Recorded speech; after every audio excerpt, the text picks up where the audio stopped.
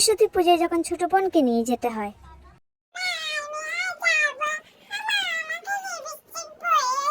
তো ঝামেলা হয়েছে আমাকে সব ওই একটা মেয়ে হয়েছে, বাবা বলি হারি চুনি মেয়ে একদম খালি হয়েছে। এই এক ছোট মেয়েটা ঘুরতে যাবো কেন রে বাবা, ঘরে আছিস থাক না। মা আমি আসছি।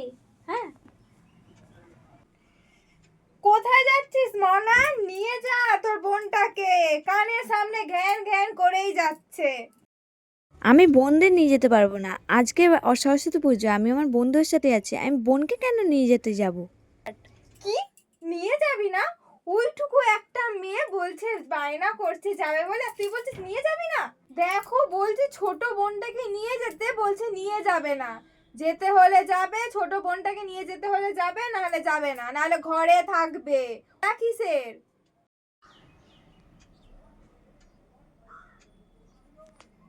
বলো? এই এক হচ্ছে, তোর বাপও তো একই কথা বলছে। ঠিক আছে চল, তোকে যদি আজকে আমি হাঁটিয়ে তোর পান আমি খুলিয়েছি।